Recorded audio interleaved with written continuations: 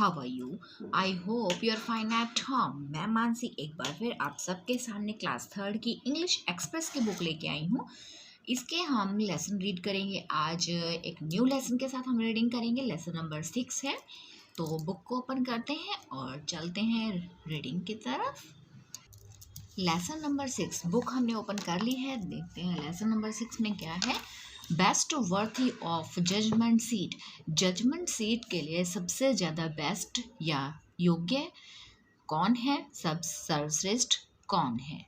Okay, तो lesson की reading start कर लेते हैं। पहले रीडिंग करेंगे, उसके बाद नेक्स्ट वीडियो में इसकी एक्सरसाइज विद क्वेश्चन आंसर। तो स्टार्ट कर लेते हैं। Vikram Aditya was the king of Ujjain. Vikram Aditya Ujjain के राजा थे। He was well known of his justice. वह अपने न्याय के लिए बहुत प्रसिद्ध थे, जाने जाते थे अपने न्याय के लिए। किसके लिए? न्याय के लिए। He judgement was so just and concert that both the parties accepted it and went away satisfied. His just, क्योंकि उनका जो निर्णय था, क्या था? उनका जो निर्णय था वो इतना न्याय संगत था, इतना ठोस था। कॉन्सर्ट इतना ठोस होता था कि बोथ पार्टीज, दोनों पार्टियां यानी कि दोनों पक्षों के लोग उन्हें एक्सेप्ट करते थे, accept and went away satisfy, और सेटिस्फाई होकर, संतुष्ट होकर वहां से चले जाते थे। There is an interesting story behind his judgment seat. इसके उनके फैसले की इस सीट का, जजमेंट सीट के ऊपर, जजमेंट सीट के पीछे एक बहुत ही दिलचस्प कहानी है, इंटरेस्टिंग स्टोरी है। तो स्टोरी रीड करते हैं। अब स्टोरी क्या है तो आपको पता चलेगा फिर इसमें कैसा उनका न्याय था, कैसा वो जजमेंट करते थे। तो स्टार्ट कर लेते हैं। लॉन्ग टाइम बैक, बहुत समय पहले, there was a pasture land in a village. एक गांव में चरागाह था। पेस्चर लैंड होता है जो जहाँ पे जानवर जो होते हैं, जिस धरती पर जो जानवर होते हैं वहाँ पे चरते हैं, तो उसको क्या बोलते हैं? पेस्चर लैंड, यानी कि चरागाह भूमि थी एक गांव में। People use to send their cows to graze in the pasture land. लोग अपनी गायों को चरागाह में चराने के लिए भेजते थे। The shepherd boys had plenty of time to have fun. Shepherd कौन होते हैं? जो गडरिये होते हैं, यानी कि जो गाय या जानवरों को चरागाह तक ले जाते हैं, उनकी देखभाल करते हैं, उनको फिर वापस लेके आते हैं, तो वे होते हैं गडरिये। तो गाय को, ये जो लड़के थे गडरिये, लड़कों को मौज मस्ती के लिए फुल टाइम मिलता था। प्लेंटी ऑफ टाइम यानी कि मौज मस्ती का काफ़ी उनको समय मिल जाता था। हैव फन, बहुत अधिक मौज मस्ती करते थे उनके साथ में, तो वहाँ पे उन्हें पूरा समय मिलता था, यानी प्लेंटी ऑफ टाइम, ज़रूरत से ज़्यादा उन्हें समय वहाँ पे मौज मस्ती का मिल जाता था। One day the shepherd boys found a mount on earth under the trees. One day, एक दिन, चरवाहे लड़के को पेड़ के नीचे, अंडर द ट्रीज, पेड़ के नीचे मिट्टी का एक टीला, माउंड होता है टीला उनको कहाँ पे मिला? मिट्टी का टीला पेड़ के नीचे उनको मिल गया। It looked just like a seat. वह बिल्कुल ऐसा लग रहा था जैसे कोई सीट हो, जैसे कोई बैठने की जगह हो। One of the boys jumped on to the seat. उसमें से एक लड़का उस सीट पर कूद गया और वहां पे बैठ गया। सडनली, अचानक ही बिकेम ब्रेव, वह बहादुर हो गया। And started ordering the other boys, और दूसरे लड़कों को ऑर्डर देना उसने स्टार्ट कर दिया। I will give you the justice. मैं तुम्हें न्याय दूंगा। तो उसने अन्य लड़कों को आदेश देना शुरू कर दिया कि मैं तुम्हें न्याय दूंगा। The boys saw fun in it. दूसरे लड़कों ने इसमें मौज मस्ती देखी। एंड स्टार्टेड क्वारलिंग, और उन्होंने झगड़ना शुरू कर दिया।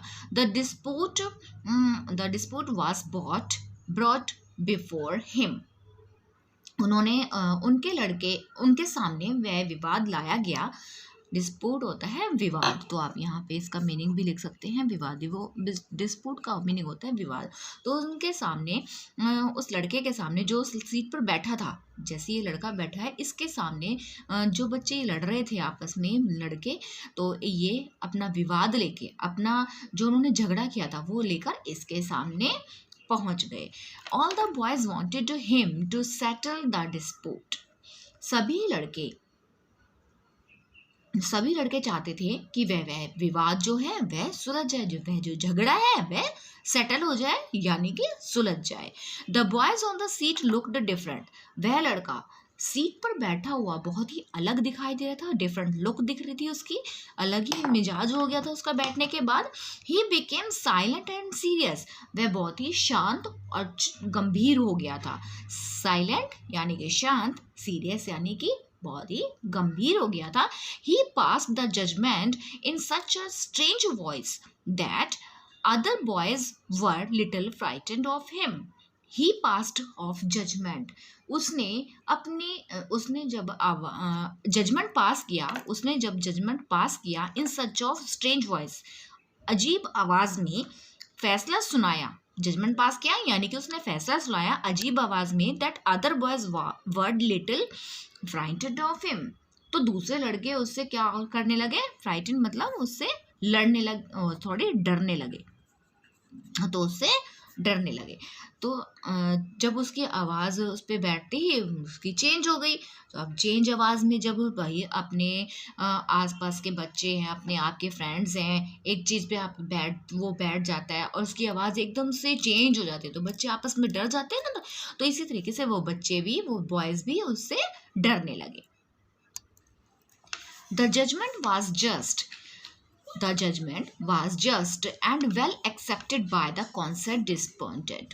जजमेंट यानी कि जो निर्णय संबंधित विवाद था उनका, उन विवादी द्वारा न्याय संगत और वेल एक्सेप्टेड, अच्छी तरह से स्वीकार किया गया। Soon, जल्द ही, the news spread in the village. ये स्प्रेड मतलब फैल गई, स्प्रेड का मतलब होता है फैलना। यह जो न्यूज थी सब जगह फैल गई, पूरे गांव में फैल गई। That a foolish spread in delivering this judgment. एक फुलिश होता है मूर्ख, एक मूर्ख चरवाहा न्याय कर रहा है, मतलब जो डिलीवर कर रहा है, कौन जजमेंट कर रहा है, जो न्याय कर रहा है, वो कौन कर रहा है, मूर्ख गडरिया, एक मूर्ख चरवाहा न्याय कर रहा है। ग्रेजुअली, धीरे धीरे, people started coming to him. People जो लोग थे उसके पास धीरे धीरे आने लगे।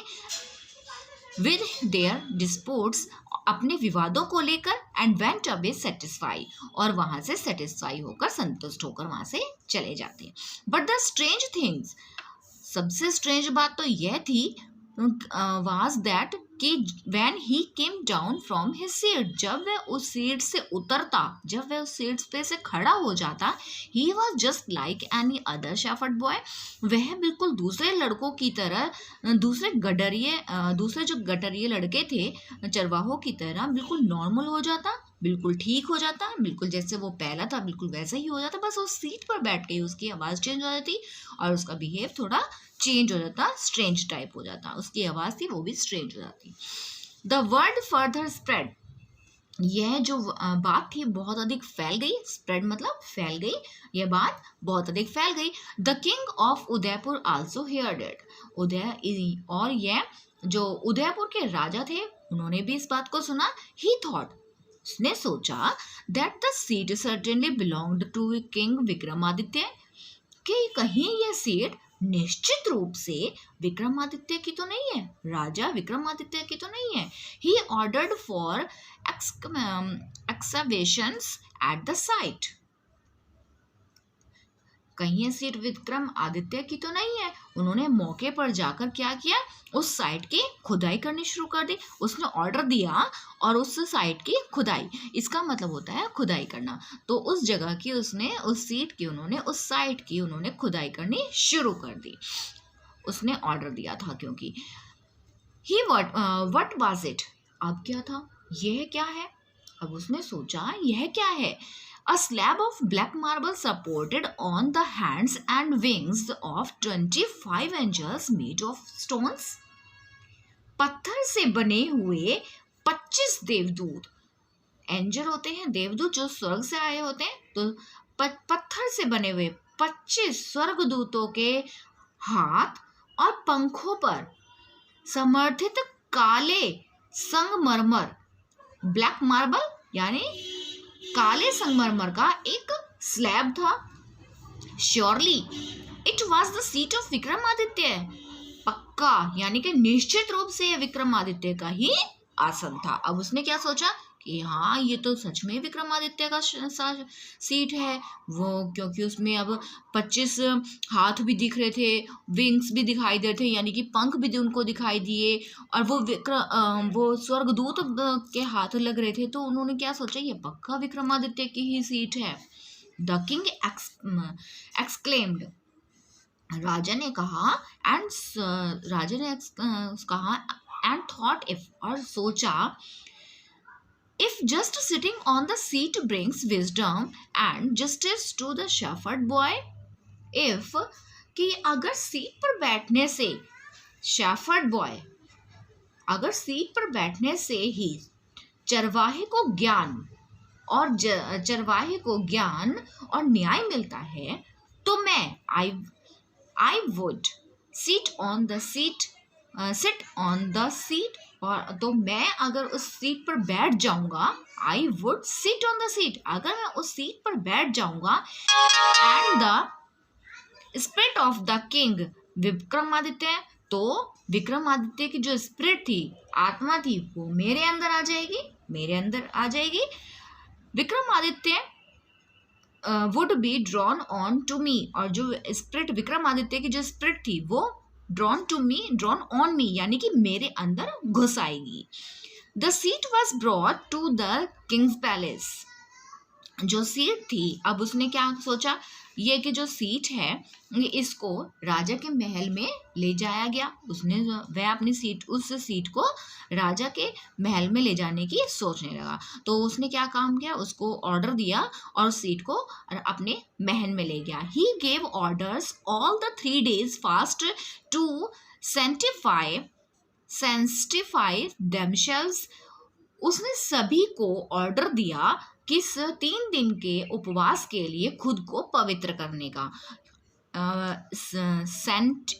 सेंटिफाई होता है पवित्र करना, यानी कि अगर आप कहते हैं ना कि पूजा पाठ कर लेना चाहिए, व्रत कर लेना चाहिए, कि आपने जो दुष्कर्म किए होंगे उससे आप पवित्र हो जाएंगे, यानी कि उससे आप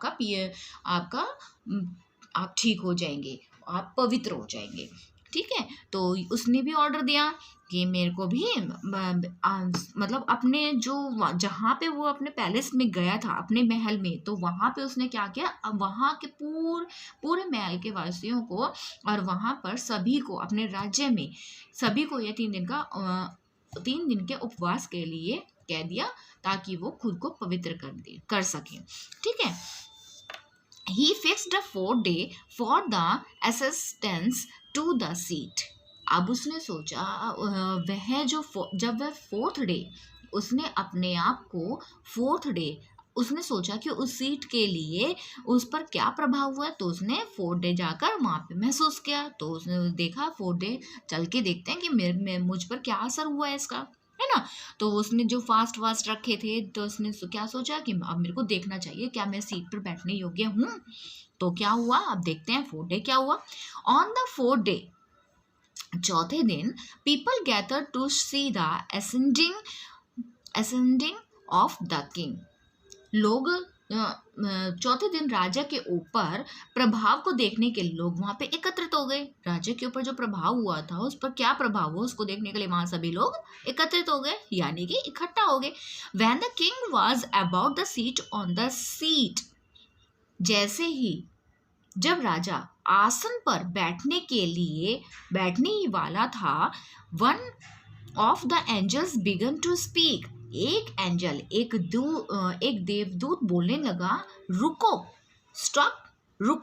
do you think that you are worthy to sit on the judgement seat of Vikramaditya, रुको, क्या तुम विक्रमादित्य के न्याय के आसन पर बैठने के योग्य हो।